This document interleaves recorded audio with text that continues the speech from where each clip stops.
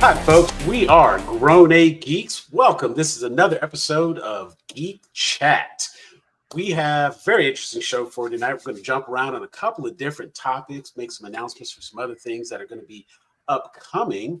But fun times ahead. Let's get right into it. Joining me tonight, I've got Miss Teresa here. How you doing, Teresa? I am well, thank you. She'll be giving us a very special early access to a Wicked preview. And if you recall a few episodes back, we actually had a nice little in-depth conversation about Wicked. I plan on getting to see it this weekend.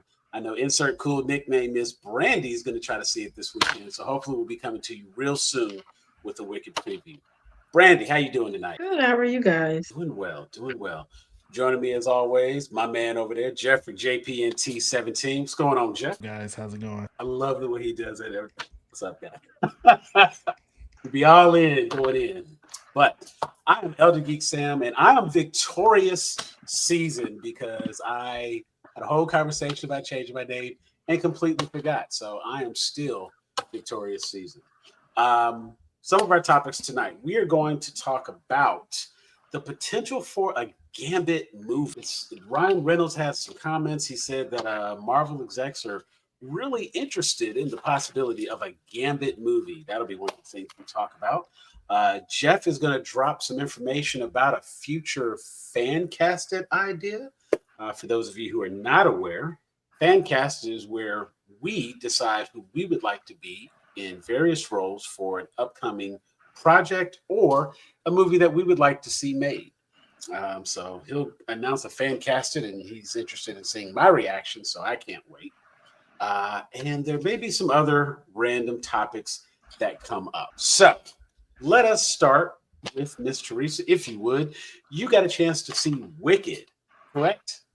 I did. And Wicked is the movie that comes out November 22nd. That is the upcoming movie based on the musical stage play, based on the book, which I did get through, by the way, guys. Finished I the did book. too. I listened to it again. So I got through the book just in time. And I actually plan on trying to get to see it this weekend. So, Teresa, if you would, just a quick spoiler-free synopsis. What did you think? Well, did you like it? Was it good? Is it a must-see?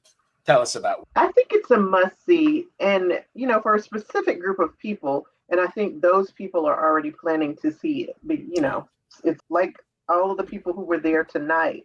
You can tell they were, people were dressed up. Lots of T-shirts, you could tell there were lots of groups who went to see it together. So, for that group, it's definitely a must-see. And I don't think they will be disappointed. Okay. The musical numbers. For those people who are not aware, I do understand that this movie is, in fact, a musical. Actually talked to someone else I know that is also a fan, and she said that although it's a musical, the songs are spread out nicely and it's not overwhelmingly musical. I agree with that. And also, it is a musical, but it's a movie based on the musical stage play. So it's not even like idea for idea the same as the stage play. Okay. So it's Okay. it's a movie based on whatever. There are in many of the really popular musical numbers are still in the movie. Okay. But from what I understand, there's also some original stuff going on in there. Okay. I was going to ask that if there's new songs. Well, Yeah, that's I pretty believe cool. so. It has been many years since I saw the musical, but I do believe some of it is original. Cynthia and Ariana did a great job. Of course, they can Yeah. both sing.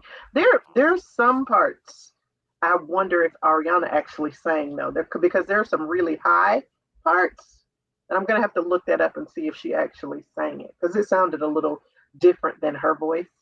But they did a great job on the singing and the acting, and that's something I have to give Ariana. But she's done that in the past anyway. She's done comedy And this, of course, is very like, it's dramatic, but there's also comedy in there, and she does that really well. And Okay, good. it was no departure. She was fabulous in being the kind of airhead, little rich girl. So Kat is now a magical girl, is what you're saying. Gotcha, Yeah. Sam. Pretty much. Cool. That, you know what? That actually tempers the expectation very well. And that's good because now I don't have to go and expect her to do some like super heavy lifting. She's in a role that she's capable of doing, and that works. Absolutely. She did a great job. That's And great. Cynthia Cynthia as did a great job Elphaba. as well. She wasn't as, her character is much more serious than Right. Ariana's Galinda. So she didn't have too much of the comedy to do, but every now she got a good one in there every now and then. I think Okay. they both just really did a great job. Well, that's Good. that's exciting to hear because I actually am looking forward to going to see this movie. Me Despite it too. being a musical, that is I thoroughly enjoyed the book. Thank you so much for recommending that I get to the book before. I really have to stop saying I don't like musicals because I've come to find out I like so many musicals that it is just incorrect to try to pretend like I don't like musicals. Obviously, I like music, and I like for the music. I like the music to make sense in the moment, and sometimes everybody breaks out in the song, and they shouldn't. Right. And it's that's the part I think that bothers me. It's like why do the people in the back know the whole chorus? It's not a general But theme. Doesn't work. sometimes it works though, because I used to say that I Sometimes. hated musicals, but then Grease is one of my favorite movies ever. So it's not that I don't like musicals. It's just that I don't like some musicals. See, when people do explanation and you can move the story if you can progress the story through song. If there's exposition taking place in the form of music, that's fine. When we are now singing our lines, that doesn't make sense to me. You know what I'm saying? Like it's one thing if you have to have a conversation, and I get like the call and response type stuff. I'm not talking about that. I'm talking like if you were just like walking down the street and you have to sing that you're walking down the street, that doesn't make sense. And that doesn't really add any. And there's some musicals where it feels like that's what they're doing. They're now having to explain everything that's happening through song, where the song should actually be a part of either the individual character's journey or it should add something to the story overall. When it doesn't do that, I'm confused and I'm like, why are these people singing? Why are we singing right now? This should not be happening. Well, I think there might be a little bit of both of those things in there.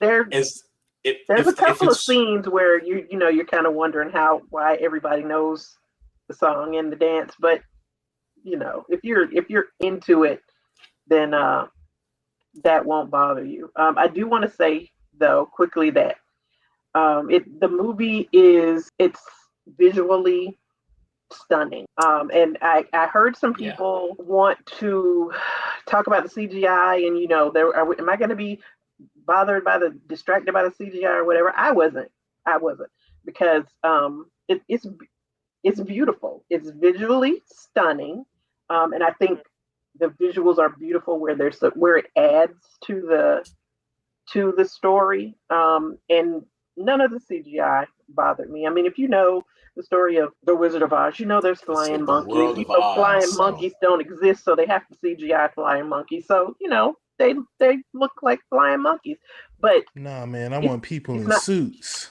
No, no, practical effects no. always. The They're good, strings. good flying monkeys. Um, Good. Jim Henson so Creature Shop. It but looked CGI really beautiful in the doesn't bother me unless previews. it's really, really, Yeah. really bad, and it wasn't. It was good. Okay. Well, Did people sing in your theater? No, or it may have been that I couldn't hear them over my own singing, but oh, you were the one singing. Okay. So right? people weren't singing, you were singing. No, they didn't sing, and actually, I controlled myself as well. I lip synced, but I didn't Mm. sing. I was lip syncing. And that's fine. Defying fine. gravity. I was having my whole little moment there. I know. See, now what's great is I know nothing. Like, there's only one song that I know is in this movie, and it's only because it was in the trailer. And when I heard that, I was like, "Is that what that's from?" Because I did not know where I had ever heard the song pop. Mm. And when I saw it in the trailer, I was like, "Oh, they're putting that song." Then, of course, get online, get on Google, get to see it. I'm like, "Oh, so this song comes from." It's like when you find out about samples in hip hop. Right. Right. You know what I'm saying? And that's exactly that was that whole moment I was having. I was like, "Oh, so this song actually comes from." And of course, it was I was trying to see, like, if I could find, like, is there a way to watch the stage play without going and sitting in a theater somewhere? Like, because Wicked is not going to be at the Fox between now and me going to the Right. movies. You know what I'm saying? You could So probably it's like, find it on YouTube somewhere. And actually, I had planned on looking for it too, because, like I said, it's been years since I saw it. Yeah. And I already have tickets to see the movie again, but not until next weekend. okay. So I have time to look it up and see if I can watch the stage play again and see the differences. Okay. I've been trying to get into all of my Wizard of Ozness and whatnot, and I was actually making plans just the other day. I wanted to rewatch Oz Great and Powerful, just so I could, like, really be up. I mean, we're gonna watch. I talked with the wife, and we're gonna watch The Wizard of Oz. We're gonna watch The Wiz. I'm looking for Return to Oz, and the only place I could find Oz Great and Powerful, like, Amazon Prime has it for like $3.50. I'm like, there's nowhere I can find that on one of the services I already pay for. Not even on YouTube. And seeing, it's like it doesn't. It shows that you can rent it. There's plenty of places to rent it, but I'm like, I already pay monthly subscriptions. But see, like, I don't have Stars, and apparently, if I had Stars, it would be available through both and Amazon, depending on how you have your Stars add-on. You don't have that for Disney? So Hulu? You should have Hulu if you have Disney Plus. I have Hulu and I have Disney Plus, but I don't have is the Stars add-on. It's apparently it's on Stars, not just on Hulu. It's an add-on. And so it's like, so I'm like, so that'll be bad. But yeah, I do that. You know what? That actually makes me very happy to hear, because I do plan on going to see this movie. Jeff, you got any thoughts on Wicked? Anything you want to add or inquire? Nah, I'm just excited to see it. I'm still, I don't know, Cynthia, I'm still working through it. I haven't been watching a lot of the promo because, she still irks me a little bit. But yeah, I'm glad that, as someone else who is also slightly irked by her, was able to still enjoy the movie, then I feel like I'm gonna be all right. People have a lot to say about Ariana. I'm a fan of her comedic acting. I'm a fan of her singing, so I never really had any issues there. I don't know any of these white men who care about them at all either. Well, it's Jeff Goldblum, but Jeff Goldblum. Yeah, there's Legs. 3 Michelle major Yeoh. white men roles. What was Michelle that? Yeoh, cool. Michelle Yeoh. Yeah. But you watch Bridgerton, don't you, Jeffrey? Yeah, I do. Oh yeah, it's the brother. It's the one who Yeah, got the married oldest to the brother brown lady. is the guy, the main guy in there. And this He always not a up on spoiler. some woman of color. Yeah. I'm watching you, Bridgerton. Might be something to that. Might be something to that. Maybe it's not accidental. Because he might be pushing up on some man of color, but in real life. But he's not. Excuse me. Love is love. Okay, Sam, did you like the book? I did. Did you like the story? When we talked about the story last night, I went back and actually watched after the show episode we did, where we discussed in depth, a little bit more about the book, the story, and this and that. And yeah, there was some chapters in there that I was just like, what does this have to do with anything? What in the hell are we talking? The elephant lady in the tent.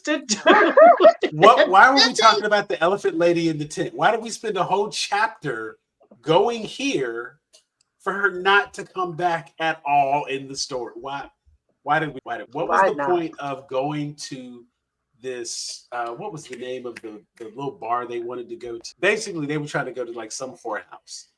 And it was like the last time everybody's going to be together, and so they were going to go to like the local. So we're going to go to a whorehouse. The script club. Pretty much like strip club, brothel. You know, it all kind of like fits into the same strip thing. club, but you could get a happy ending. As an Atlantan, I rescind my laughter. And so it was like, you know what I'm saying? Everybody's trying to go out to this place. And of course, a couple people here, they're not going to go. And then these people, they are going to go. Read the book. I'm not going to spoil that part because it may be a story element. But it's like, what was the point? Like, what happened there? What did it do? It did come up later, but it still served no point when it came up. It meant nothing. It was just, that is like, he wrote this book, turned it in, and they were like, can you add about 100 pages? That's what it felt like.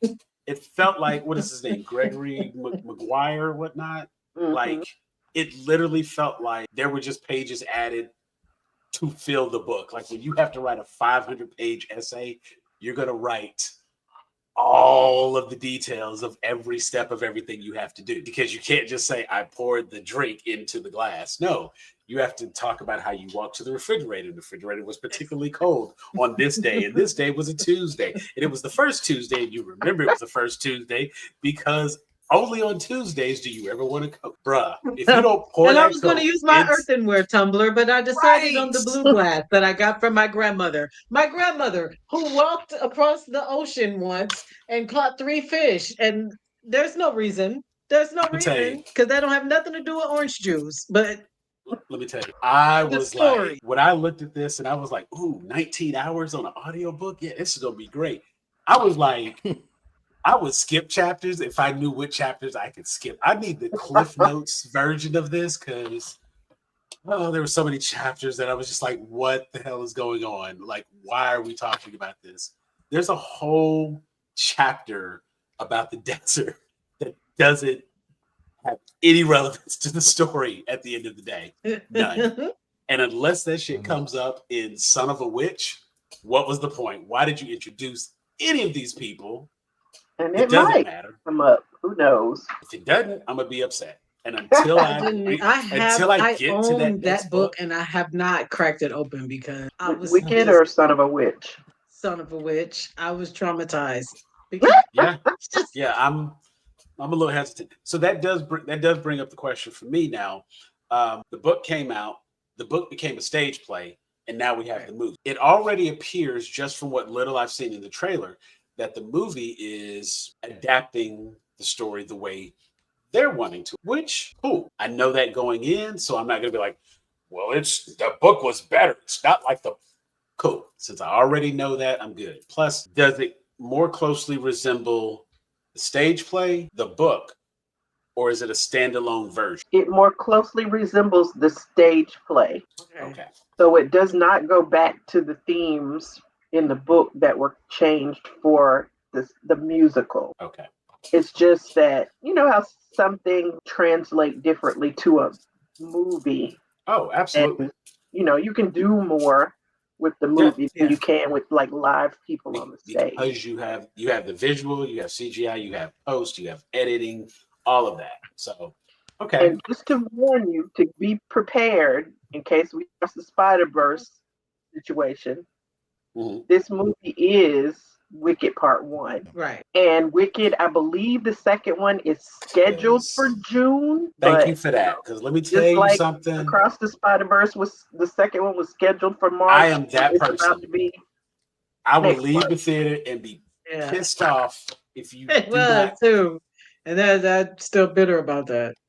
They should just put a thing at the beginning of the movie that's like, this is the part one, y'all. No, I would be totally... You don't get that until the end. Well, actually, when it comes on, it might say Wicked Part 1 in the very beginning. It's not on none of the promotional materials. At the end, it's not on the promotion. I didn't know until like yesterday that it was a Part 1. Right. So how does it feel? You have to give me the option to invest. You don't is it investment. It's a self-contained story. Okay. Yeah, I mean, I don't know But how they don't it say compares to they the don't say it's a musical. part one. They don't say it's a part one because they scared people gonna wait for part two and Right, just watch part one at home and then go see right, part two maybe in the theaters. exactly. Yeah, yeah. I have a very traumatic story from that. That'll be for another day. But a short version. First time I went to go see Lord of the Rings in the theater. What the hell? That was me Like, and all my friends when we went to see the second Matrix movie. oh yeah, yeah. Like, We was like, what the skip school and everything. Yeah. But no, you get a good climactic end to this one. So Okay. yeah. Good. all right, cool. That's what I want to hear. Well, there it is. That is that is absolutely going to be clipped out. Its own little thing out there. I appreciate that nice little review on Wicked. That was a spoiler-free review. Might have been a little teensy-weensy spoiler, but it was the kind that you needed, so you don't go in blind and be upset. Right. So thank you so much for that. I cannot wait to go see it. I'm genuinely excited to go see this movie and hear all this fantastic singing on screen and have random people in the background, the chorus and the dance steps.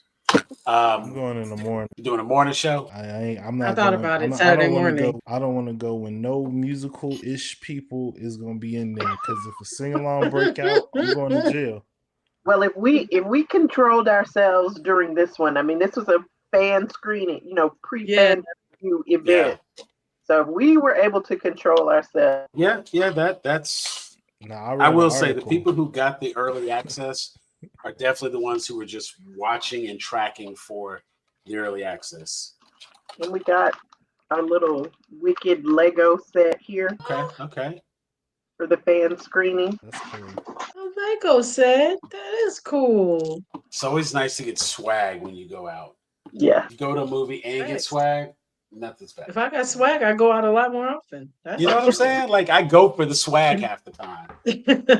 I get a t-shirt. I'm definitely showing up. Right. That's why we go to all those preview screenings. I mean, I've gotten t-shirts and we get a poster almost every time we go. Hats. I think I've got What have you gone? 4 baseball caps. Just like everything? You go pre-screen? What now? Do you pre-screen everything, or she gets a lot of early access? Yeah, but it's not like I'm a VIP or anything. I'm just on these. I'm on these lists, and you'll get the email, and you have to go. No, I don't want anybody to think you're a VIP. You're a VIP to us, okay? I'm promise you, she's like inside track. Like in real talk, I can't tell you the number of times she's informed me of tickets that I would have access to and be able to go. And the crazy thing is, I used to be at all of the things. Like I used to have like all the early access You're tickets. Out, Sam. Teresa's I know. in. I'm gone. Like I used to have the inside scoop, the hookup. I was at Fifth Plaza, AMC, Regal down in downtown. Like every time they had an early show, early screening, I was there and I always got the passes. And then all of a sudden, like life happened, schedules changed, and now I can't remember the last time I had early access for a movie and I be hating it. Except for the one she took me to. I got to go see Deadpool and Wolverine. So, hell yeah. So yes, I'd love to hear when she goes out, and I can always count on her fantastic review. So I so much, and I am now eagerly looking forward to this movie. And we're going to see Gladiators tomorrow. Yeah. I gotta do better, man. I gotta step up my movie game. Like, I gotta get back on that inner circle. Yeah, for real. Because I don't know about that movie. I want to see it because, I mean, of course, Denzel. But I watched Equalizer 3 yesterday, as a matter of fact. Just scrolling through, and I was looking at like one of my lists, and it was just like, you know what? I need to knock out something from a list. I had some free time. I was like, you know what? I'm gonna watch a movie. We're gonna pick something, and Equalizer. I was, you know what? Click Equalizer, and it's good. Not as sharp as the first two. I think I saw that, but just as good. The story worked out a lot better for this one, but it also feels like McCall is getting old, and they kind of address it without taking anything away from what you expect.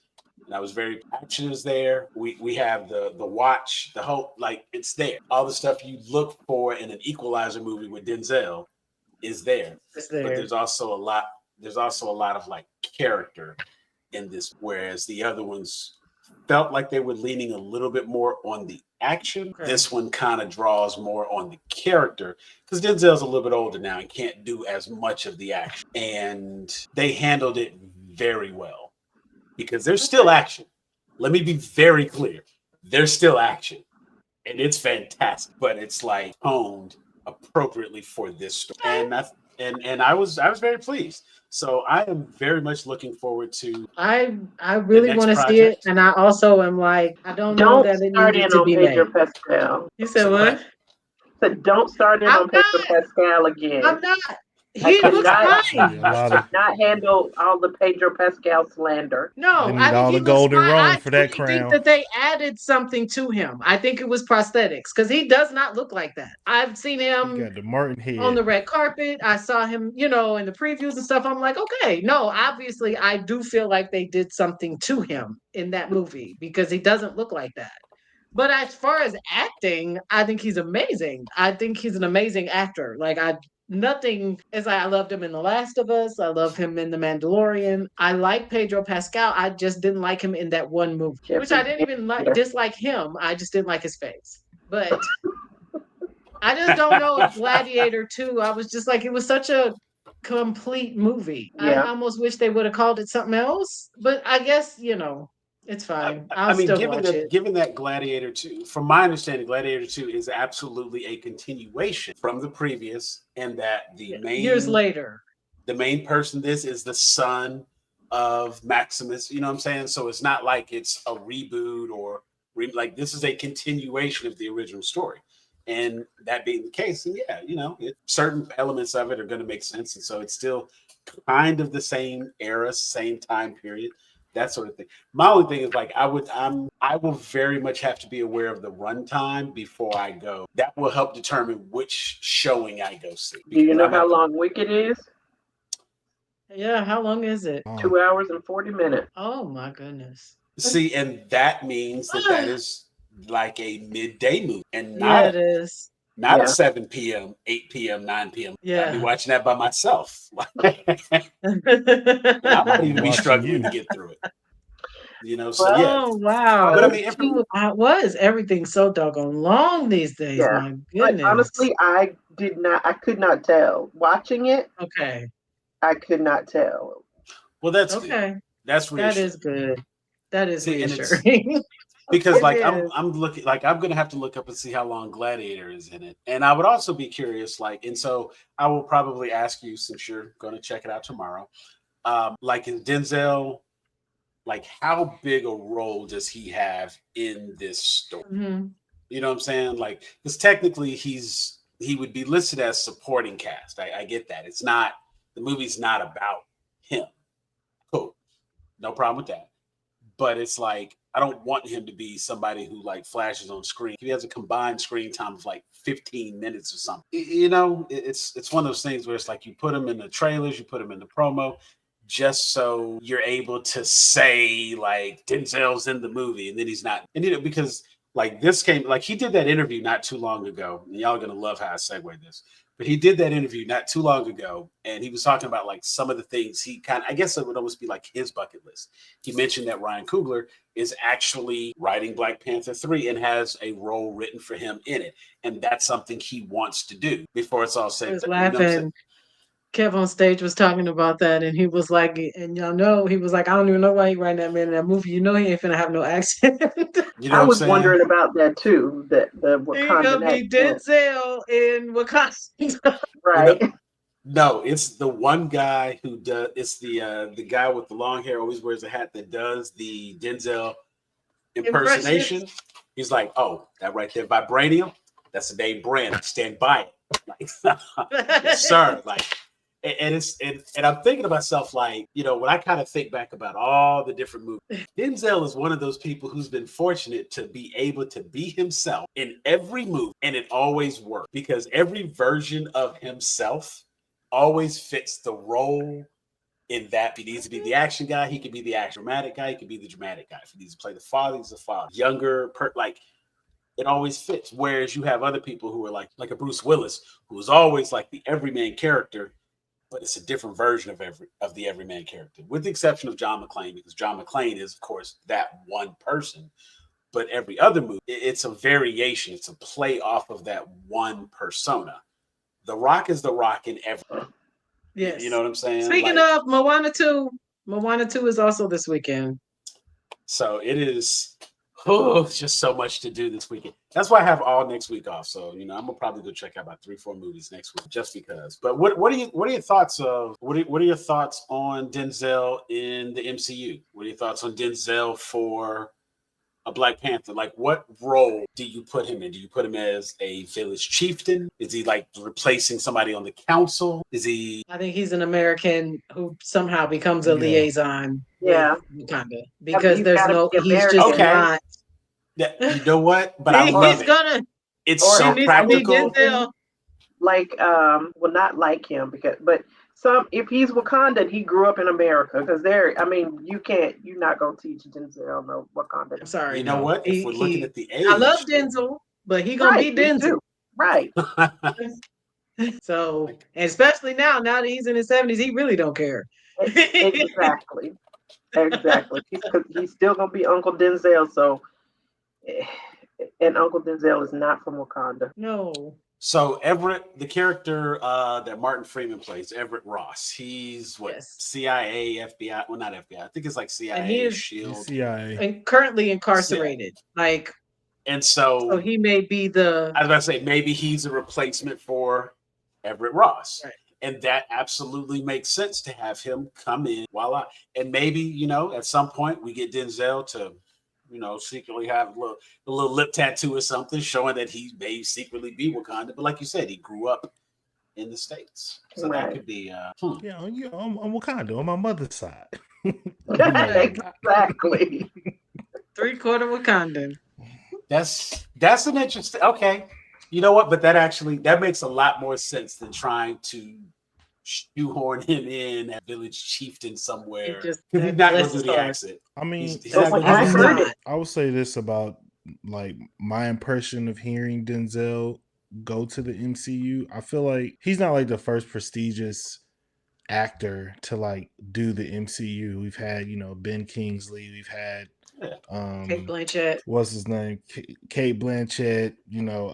Anthony Hopkins. Who played Odin and Anthony Hopkins. Like so many people. But I feel like Denzel has this reputation of I don't do nothing I don't want to do. And he also kind of has this reputation of like he is an uncle. Like he be knowing about stuff, but he don't be like knowing about it.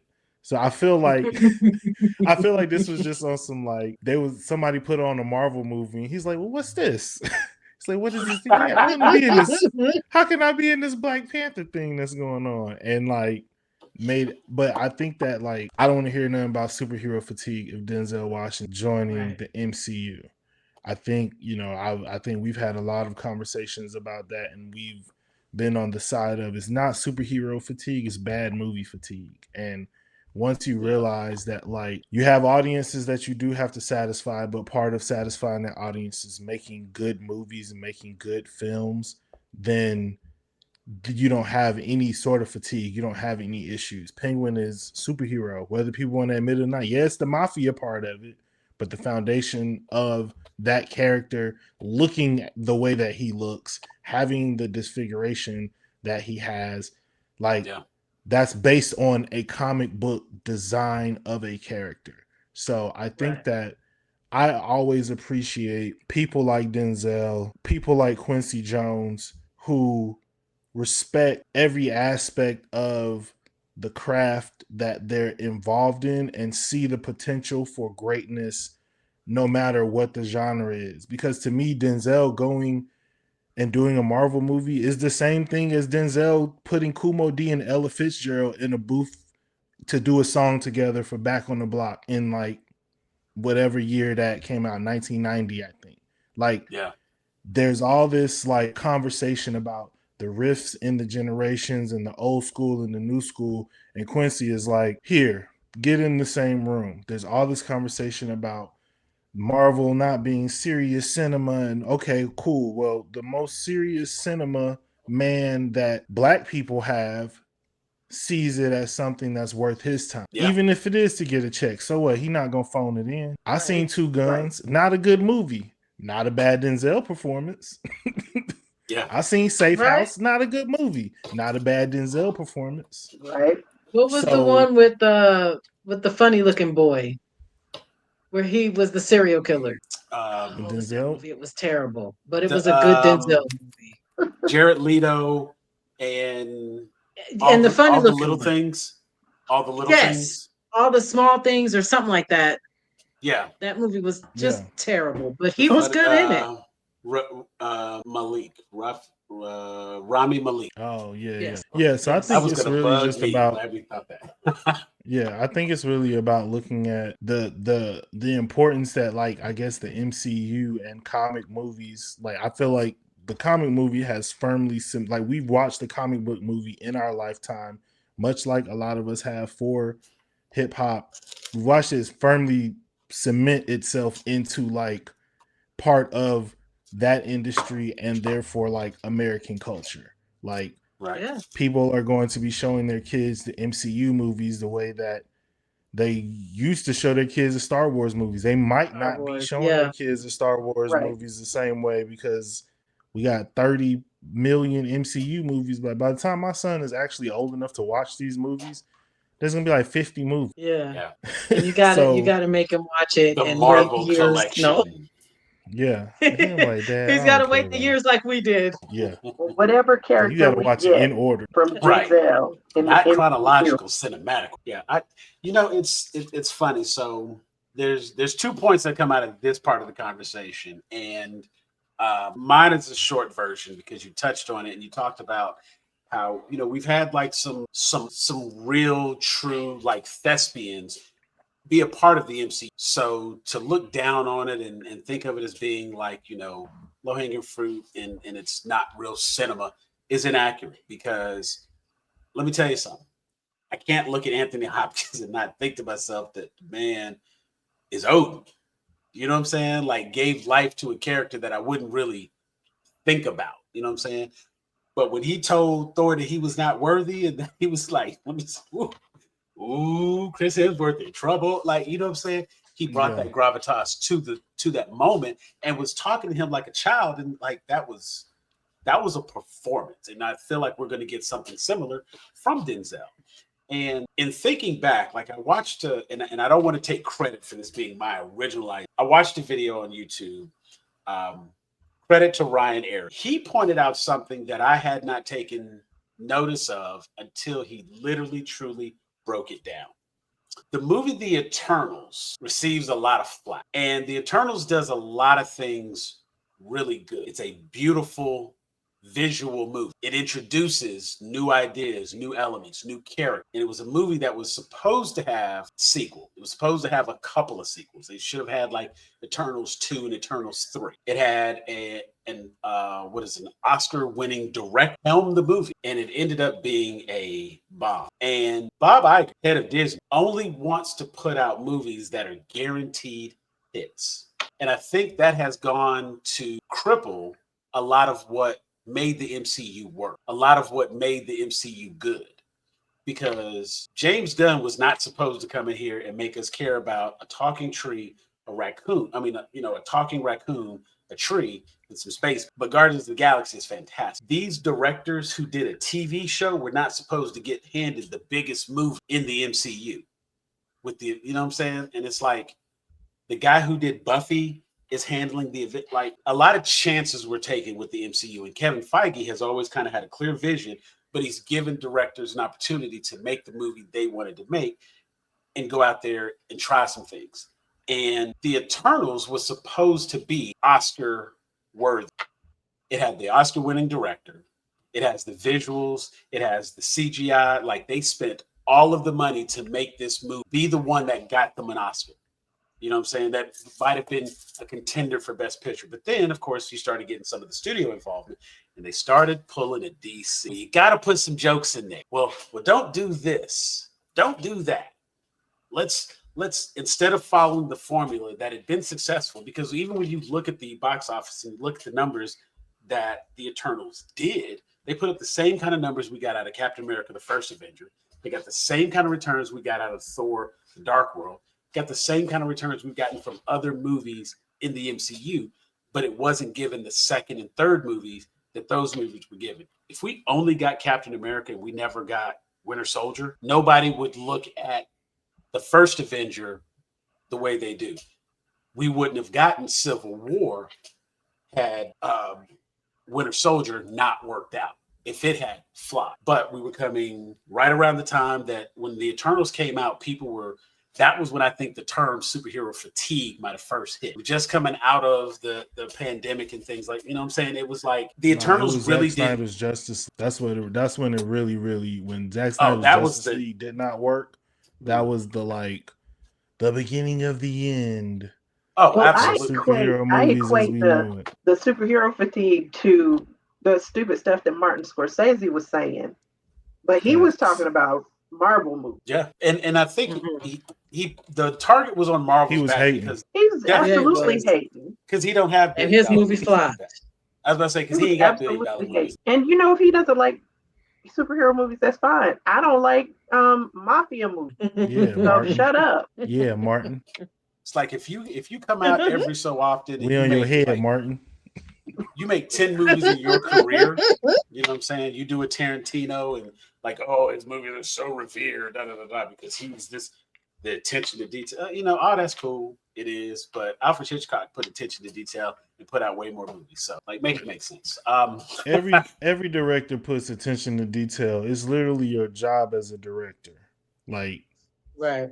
That's like saying, oh yeah, this basketball player runs up and down the court. Yeah. You think? Okay. Just like they want to tell him to shut up and play. I want to tell Scorsese, shut up and direct. Right. You're not a critic, bro. Yeah. You are a filmmaker. Go make a film. But I mean, again, 2021, when this movie was made, when it came out, Chloe Zhao, I want to find, she gave us Nomadland, the writer. She was slated to do Eternals 2, and she's Academy Award. She was nominated for Best Director. You know what I'm saying? She actually won. Let me see that one. She won she got all these awards for Nomadland. She's a Chinese filmmaker. And if you go back and you look at this movie with the idea that this movie was supposed to be Oscar bait, you can actually see it in the film. You can see how this movie, when you look at this cast that they put together, you talk about star-studded cast. Everything was supposed to be there. Right. Everything was supposed to be there for this movie. But you started getting involvement from people who shouldn't have had involvement saying, you know what, we need a joke right here. Right. We need to lighten this mood. Why was the IKEA fall line a joke? What does this take? Made of vibranium? Like that? It wasn't necessary. And what we don't get in our second movie is we don't get to see the Eternals expand upon their story. We don't get to see the new characters that get introduced. Because right there at the end of the movie, I mean, you talk about a cliffhanger that goes nowhere. You got Harry Styles. You got Patton Oswalt. Oh my God, Patton Oswalt in the MCU, the king of the geeks in the MCU, and you don't let him do his thing. Oh my God, what? Why? Now this is not just a love letter to Eternals. To be fair, that Patton Oswalt character is from Agents of S.H.I.E.L.D. Puck. So those true MCUites of us who watched Agents of S.H.I.E.L.D. I'm just kidding. He is a character from Agents. But okay. I think with the did Patton Oswalt play the character in Agent? Yeah. Okay. Fine, I'll watch Agents of S.H.I.E.L.D. It's actually been queued up for a while, and I've just finished a couple other series. So now, as soon as I finish Lois and Clark, can I ask you a question? Is this rant really just a cape for you really wanted to see an Eternals 2 movie? No, because as we talked about, I'm just making sure. No. And the reason we're gonna have to cut you off and call somebody to come pick you up. No, because honestly, it goes back to what you said. It's not about superhero fatigue. It's about bad movies. And if you look, they've started really chopping the legs out from up under a lot of this stuff that they shouldn't have. You're starting to see a little bit more studio involvement, so to speak, and it's less Kevin Feige making decisions. And I think a lot of that's coming from Disney and Bob Iger, because now just the idea that they're having Robert Downey Jr. come back to the MCU as Dr. Doom, when there are a plethora of talented actors out who could do it, they're already getting into member berries. Remember when Robert Downey was in the MCU? All right, so I just want to hop in because there's a couple timeline things I want to clean up for factual purposes. Okay. When Eternals was announced, Kevin Feige was still a part of the studio. I believe when it was developed and made and released, he had taken his step back. I also think that this was during the period of time where Bob Iger was not, and that's when everything kind of went haywire, and they started announcing all these super random Marvel projects. Was who asked for that? I.e., Eternals. It's who asked for that? Now I get it, like what you said with Guardians. That's the first who asked for that, but we actually like it, so thank you.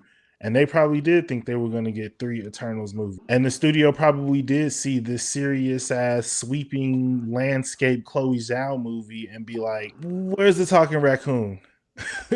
Because the last time we did this, this is how it worked. I'm gonna be real with you. I agree, throwing in jokes, trying to zhuzh up this movie is one thing. But I don't know if I really, even if they had taken that out, I don't know if I want to see 2 more of those. Sounds like a burden. And I think that the reason Eternals got abandoned was because Bob Iger came back and because Kevin Feige came back, and they were like, yeah, we don't even have to go down this road anymore because we got X-Men back. Everybody started asking questions. Where the fuck were they when Thanos was invading the world?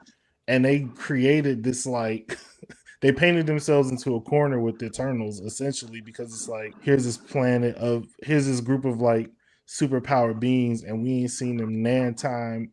All this catastrophic stuff has been happening on the planet. Now it's like the conversation we had about the Penguin and the bat signal showing up on the last episode.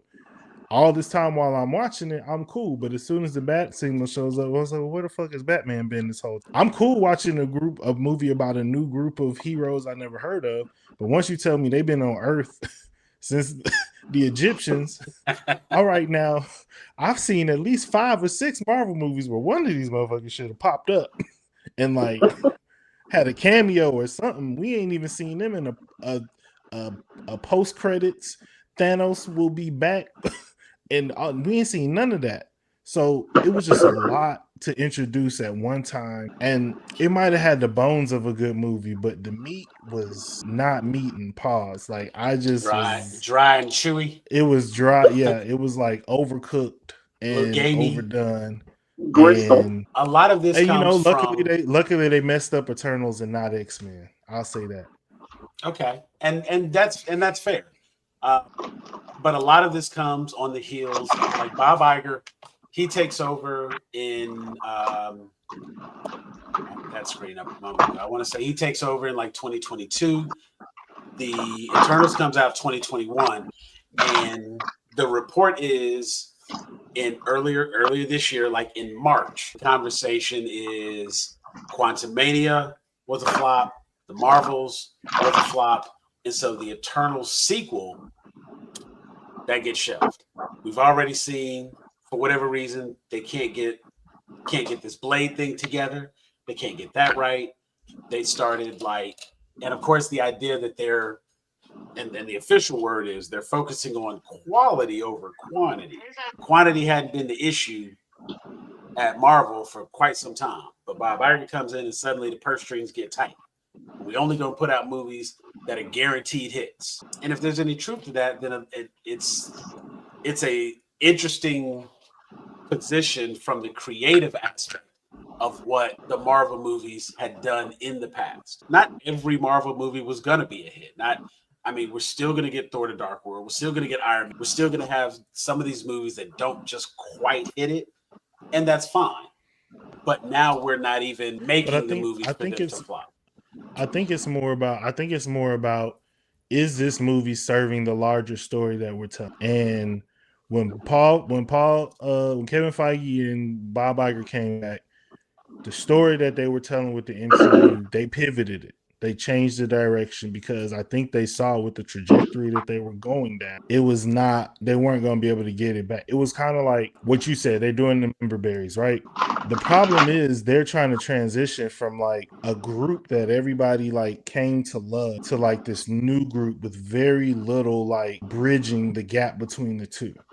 It's not like one person left and a new person came, and then another two people left and two new people came, like they actually do with the Avengers. It was like everybody died or retired. Here's everybody that's left that we kind of know. We kind of hung out with them before, but like now they're stepping to the front. Like when Michael Jackson leave the Jacksons, I'm not coming to see Tito, Jermaine, Jackie, and Randy. You dig what I'm saying? So when Michael come back and say we going on the Victory Tour and I'm doing Thriller, I'm going to that. I'm coming right back. And yes, there's a bunch of people who could play Dr. Doom, but again, we don't know. It could be a cameo in another universe or whatever. Like it could be a one movie thing. It could be so many different things that, and from the way I look at it, the biggest missteps during the MCU were the periods of time when Bob Iger and Kevin Feige were not there. When they've come back, the stuff that has happened since they've come back, in my opinion, that they've greenlit, maybe not Secret Invasion because everybody likes to shit on it, but it did its job. It just told a quick little story, and it explains Skrulls to people who don't know what Skrulls are. It established a foundation that they're here, they live among us, what the powers they can do, so it's not unfamiliar to people. And we got in and we got out. What is there to? I guess my question would be this: what is there to learn to take moving forward from the story in the Eternals that's going to take us into whatever is next, which seems like it's going to be Spider-Man, Young Avengers, X-Men, and Fantastic Four. I don't know if I can think of anything that happened in the Eternals that contributes to any of that, except maybe Fantastic Four, which I think then they say is going to be set in the 60s. So it's a prequel to all the stuff that happened anyway, if it's even on the same planet, because we're a multiverse. I mean, it definitely seems like the Fantastic Four has to be in a different universe. There's a lot of what we would get from the Eternals takes us back into, as you pointed out, since they've shifted the trajectory, it's been shifted. So we can't course correct a course correction.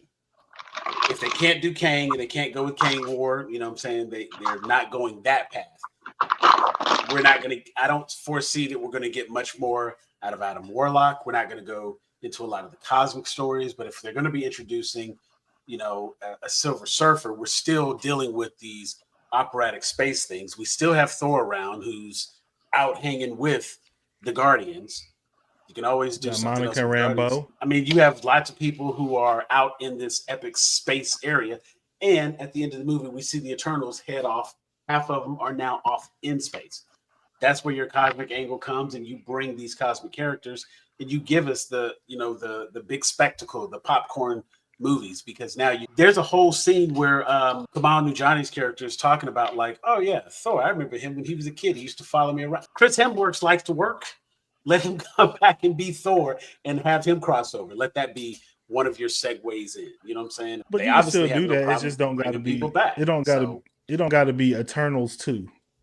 That's not saying these characters aren't going to come back. I'm not making an argument specifically for Eternals 2. I'm making an argument for the MCU is getting to the point where perhaps maybe they were going too buck wild for too long and they was just doing any and everything. And now they're just like, well, if it's not a billion, basically it feels like if it's not $1 billion movie, they're not going to put it out. And it seems like they've kind of cut out the creativity that we used to get from the MC that got us to where we are. And now if we're only going to be putting out stuff that is the I don't know if they're expecting to make stuff. I don't know if they're expecting to make $1 billion off of Black Captain America in 2024. But they would lose every black fan they had if they don't release that movie. Yeah, I mean, like this point, they have to release the movie. So that's that's a political strategic kind of thing. I'm not mad at that. I'm looking forward to seeing the movie. And I think that's why we got so many various characters in the movie. It ain't just going to be like our core group. We got everybody in this bitch, but that's fine. Again, it just comes back. What I see happening is the problem. One of the biggest issues that DC has always had is despite them having this humongous roster of available people, they only like want to look at Batman. They only want to look at like the same handful of people that we've seen over and over and over and over and over since DC has been making live action. And they've never really stepped out of that comfort zone and introduced. I mean, hell, Blue Beetle was a fantastic movie, if nothing else, because it was something damn different. Because it was something new from that universe. And it was a character that, I mean, if you've watched any of the cartoons, you know who Blue Beetle is. Cool. Let's see something different. And it was a fantastic film. Now, people don't really have the confidence in DC, so I get it. If they're not going out to see those movies, maybe you don't trust them to take a chance with a character you've never heard. But Marvel doesn't have that negative reputation, and I believe they're starting to act like they do, and as a result, they're going to stop growing, and we're going to end up getting an Iron Man movie in 5 years. We're going to start rebooting the MCU because there's nowhere left for it to really grow. Now, they can always do the full pivot, full shift, and this kind of what we were talking about. Now that they have the X-Men, they can make that trend. But the MCU's been built on the event, and you can't stop doing Avengers. So if you move forward with the X-Men, you can't forget about the event. Forward with the X-Men, I feel like we're going to end up with a reboot of the Avengers series to coincide with the launch of the X-Men side. And if we're already rebooting MCU movies, say already like it ain't been 15 years. But yeah, that's what I'm saying. You said already. The movies is old. But I mean, at the same time, it's like, are you ready to see a new Iron Man movie? Like it's the first Iron Man? Like it's really weird. I look at it like starting over is better than holding up. Okay. Because maybe it's like, okay, maybe the next go round is TV shows instead of movies because they're leaning more to streaming. Would I watch an Iron Man TV show? Hell yeah. Would I probably compare whoever's new to Robert Downey Jr.? Probably, but it is what it is. There have been 75 Batmans in my lifetime. Like it's not made me any less interested in like the things that has not made me less interested in Batman. The fact that they reboot and recast it and showed so many different things. If anything, I would say that is the thing that where, yes, it is a downside that they keep going back to the same characters, but they, I think in a lot of ways end up fleshing out the characters more because you get multiple interpretations of that character. And it becomes an archetype where Superman is an archetype, Batman is an archetype, Wonder Woman is an archetype. Iron Man is a character because you've only seen one person play him. You've really only understood one interpretation of him. Iron Man was not an A-list comic character before the Avengers movies really came out and got him popping like that. So it's not like there's like, well, I read it like how people are like, I like this writer's Superman. I like this writer's Batman. And a whole lot of that happening with like a lot of the different Marvel characters. It's kind of like this is just who the character is, and we put the characterizations. Like Marvel is like a sitcom where it's like we have a character and we have all the characters' attributes, and then we just put them in the same different various scenarios and see how they react. Whereas DC is like, these are character studies. So everybody who comes on and writes this book is telling us a different interpretation of what they see in the character. So I think Marvel can get to that point if it's like it's been 15 years. We trying to scrape the bottom of the barrel. We trying to tell stories about comic characters that are in the comics like happening right now versus like us being able to pull from like 50, 60 years of history. When we get to Kamala Khan, we talking about 15, maybe 10, maybe years of history. Probably like 20, 25 at the most for Miles Morales. Like there's also just like less runway for them to work with because those characters haven't been fleshed out over the course of half a century like all the other Marvel characters. So it's like Marvel has had multiple different types of difficulties, I think, in establishing how they're going to translate these characters to the big screen. First, they didn't own their most popular characters. So what do? They did the whole MCU thing, but I think I'm always gonna roll with Kevin Feige regardless. But you were talking about Black Panther. I'm gonna go into my fan cast. Okay. It was a big topic of conversation in the last Black Panther. We need to recast T'Challa. Personally, I am now there where I'm ready to see another person, a grown adult, not a child who gotta wait 15 years to grow up and see him. Bring him in from another universe, whatever. Teresa's post and all of the positive reaction to Alex Cross has made me open to the idea of all being Black Panther. I need him to do a Rebel Ridge and go play an African in a Netflix movie so I can hear the accent first. That's what I was just getting ready to say. I want to hear the accent, but absolutely, physically, yes. And physically on point for Alex Cross. I was glad to see that as well. Yeah. Because I've read those books and I saw Morgan Freeman and I was very upset. And I saw Tyler Perry and I was very upset. And so it's nice to just finally have an actual Alex Cross. That's Alex Cross. But I definitely agree with that. Of all of the suggestions that have come up, his is the one that makes sense to me. I like it. But also I'd have to see the accent. He's got a good build. He's big but also lean. So he's narrow, in the middle, kind of more like Black Panther. I like his skin color. I like his height and the way he carries himself. I definitely can see that. Yeah. Yeah. 6 feet, 1 inches tall, 38 years old. Fits right in. Okay.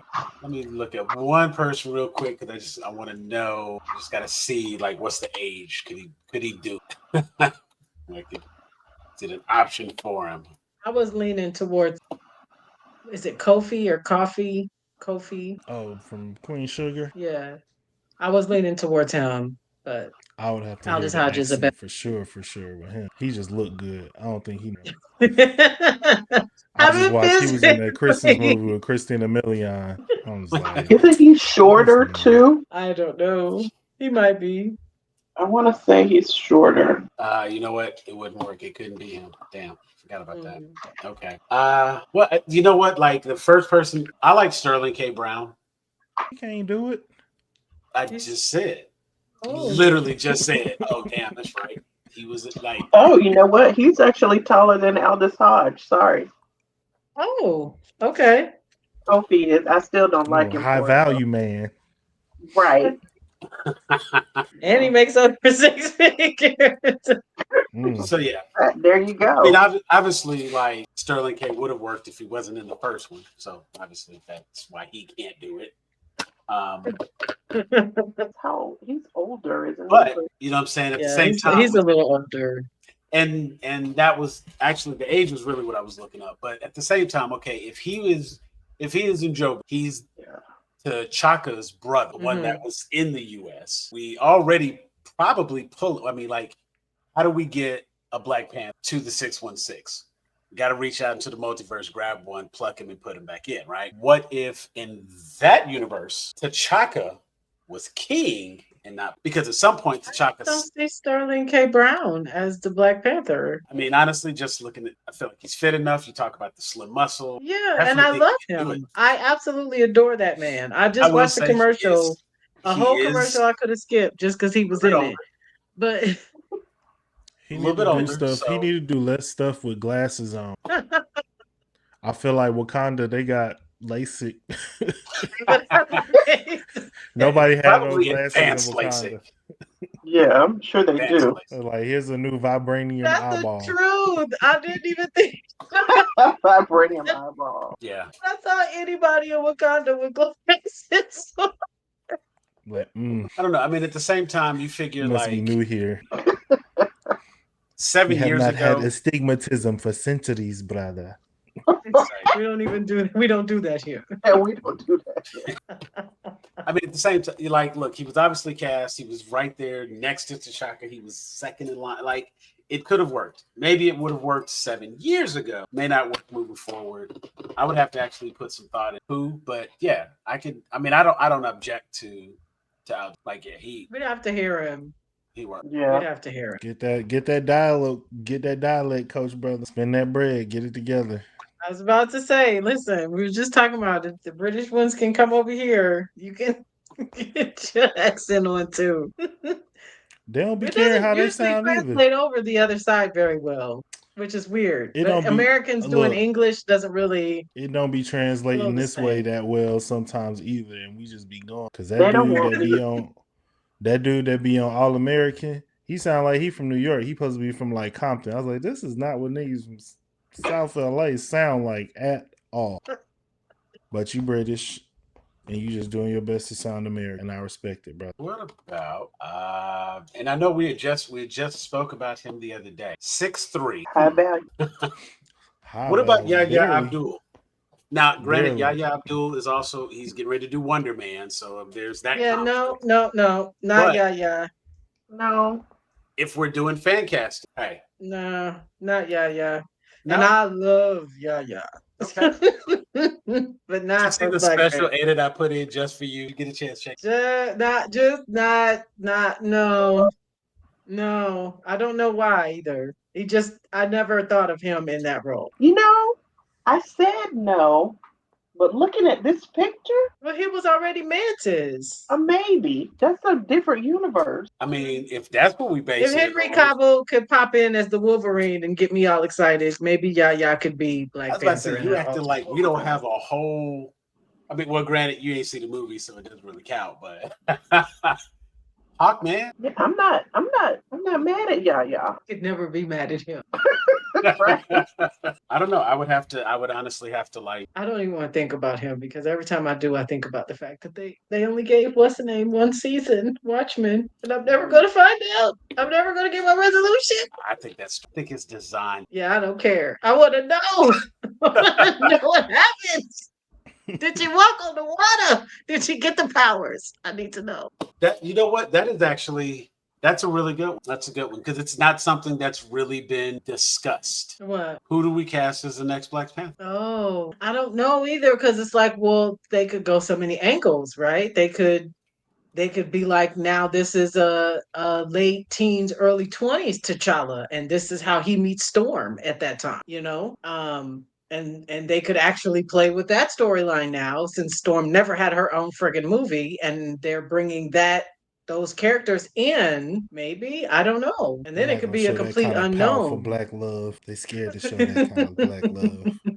I bet they do the Sue Storm storyline. Everybody can't get enough of that. If I see that panel one more goddamn time on my timeline, those panels, I'm like, okay, we get it. He had a moment of I'm just saying that's the moment everybody is fascinated by. let he who is without. You know what? I'm gonna really put some thought into this, Jeff. That was actually pretty good. And now that Al-Dazaj has been presented, it's like I'm stuck with not only the concept of who I would be interested in seeing, but I'm stuck with trying to find somebody who's a better fit than Al-Dazaj. Whereas normally he's charming, he's articulate, like He's fine. he is fine. Don't get me wrong. I'm not knocking that. I just mean like it's a very handsome man. Other than I can see that, why though. women are attracted to him. No question about it. And I was actually impressed with his superhero. I was, if you know, y'all I've can already have a girl off the Penguin, we can have all this. Right. They don't include me in that, y'all. I'm sure like I we would had like a to whole order conversation. something I was different like, from the I don't because let me tell you, I understood exactly what Oz was doing. Let me say that. I think Oswald had some great taste. Oh yeah. Take from that what you will. That's what I'm saying. Like, if y'all can have that, we can have our moment too. Now, looking at it, I remember I was a fan of Aldous when he was in Black Adam. His turn as Hawkman, I thought he did a fantastic job. And even though it was kind of played up for a little comic relief, it worked really well. And I think he carried his role very well. That's where you have, you know, you take someone like a Dr. Fate. Damn, why can I think of his name? Pierce Brosnan. Thank you. you know, he brought that regal approach to the role, and you know what I'm saying? Like that was the way that they got that was their Anthony Hopkins moment. You know what I'm saying? Like you bring a Pierce Bronson in, like, oh, this has to be a good movie. He's in, not that he ain't made stinkers, but you know what I'm saying? It's just like he's gonna come in, and you know he's gonna act. He's gonna pretend like this is a like he's leading the franchise type shit. Like that's the kind of performance he's gonna give, and he gave that. You see Aldous Hodge, and it's like, truthfully, a lot of this movie actually sat on his shoulders. You know what I'm saying? And because this was just Scorpion King in a black suit who could fly now. You know what I'm saying? I mean, The Rock was still The Rock and didn't change much. Cheesy one-liners. And he had like one true scene of acting, and it was okay. But everyone else, I think, around him, you know, they did a good job. And a lot of that, I give a lot of credit to Aldous Hodge, because what he brought to the movie, you know, because he brought comedy. Oh, that's a good one. Yeah. He brought the comic relief. He brought the action. And he actually brought like some weight to the story, as opposed to it just being, because like watching him interact with Amanda Waller and whatnot, like, yeah. So I think he did it. Aldous Hodge and Yaya for right now. Anybody else on the list? Sterling K. Brown. That's only if we really digging into multiverse, and that would probably be like let him show up as they're going to look for another T'Challa. Let him be T'Challa in one of them. He's the T'Challa in the universe where everybody wear glasses. Universe where everybody wear glasses. Gotcha. That'll be the universe 2020, right? Boy, Vibranium can do everything except cure black. That'll be the 2020 universe. Shuri cannot stop astigmatism. No, I think honestly with the body of work he's done and whatnot, you know, it certainly works out. That's a good pick. So I'm hard pressed to find a better selection that can carry the role like that. Because this is one of those things where it's like, it's somebody that's automatically gonna be compared, and they have to be able to come in and hold their own against the comparison, either by being able to embody the character enough to make it their own, or it needs to be different enough that don't have to compare, if that makes sense. And honestly, I feel like Aldous Hodge can come in and hold his own. Like, we can make that comparison. I think he can hold his own. I would probably end up having to find somebody who does it differently enough, and we don't have to. And who hasn't been in anything Marvel related, because with Yaya being Mr. Fantastic, right? Isn't that what it is? Mr. Fantastic? Wonder Man. Wonder Man. Yeah. Now, I will say, yeah, that kind of takes him out of the running, because it's a direct conflict being in the same universe kind of thing. And it could end up providing not only that, but a scheduling conflict, because Chris Evans was in a, you know, technically Fantastic Four at the time wasn't under Marvel, but you know what I'm saying? Like, there have been people who have had multiple Marvel roles. Not a lot. What's his name too? What's the black, the other, not the Panther, Killmonger? Yeah. Michael Jordan. Jordan. Yeah. But it was like, by the time it had been a significant, I feel like, amount of time for Chris Evans when he became Captain America, because I knew people when Deadpool came out who had no idea that he was in Fantastic Four. They had never seen Fantastic Four. Like, those movies are old. Like, yeah. And even if you have though, he was so young. Yes. Fantastic Four. He looks like a completely different person. Yeah. And more importantly, not the first role you automatically associate seeing Chris Evans with. Right. You see Chris Evans in the MCU, you're not going to that. You're going right to Captain America. It's like Ryan Reynolds. Like, he was definitely Green Lantern, but also, though, he's only been Deadpool. Right. Like, see, and technically, he even retconned it himself as Deadpool when he used the watch to go back and stop him from being. And he told Kenneth, like, "You're welcome, Kenneth." So, like, that never happened. It's in the movie. It's canon. It's canon. That's okay. Well, I'm gonna ponder that one. I'm gonna think on that one some more. And you all think on that one too, because I'm curious, ladies, if you all are good without this, you can stop there. I'm so good. And I know Brandy's got her vote in for Yaya, but Oh no, you know, I'm definitely riding with Aldous as Black Panther, but just Yaya in general. okay, that works too. That works too. Well, I will try to come for up with generic something. lusting purposes. Just as long Just as to put it he's in the doing air. movies, just keep him on screen. We good. That's right. You know. With his shirt off in the corner. I mean, see, that's when it like a little bit hater me got to be like, well, I mean, remember, fighting vipers is a thing to say. I mean, but I wasn't mad at Anthony Mackie. Oh, like you understood, right? Like you get it. Just remember, Yaya kept picking the girl character. I'm just saying, but he's in touch with his feminine side. You just gonna make it work any way possible. You know what? I am not mad at it.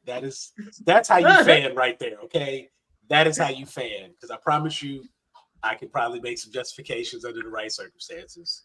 You pick the right actress, and it'd be like you pick the right actress, I'd be like, there would be a reason and excuse for everything. I'm with you. You know what? Not like, well, she's crazy. She just misunderstood. Right? No, she's crazy to you. You're crazy. My crazy, not the same crazy. Like it's just a little like, yeah, misunderstood. Perfect.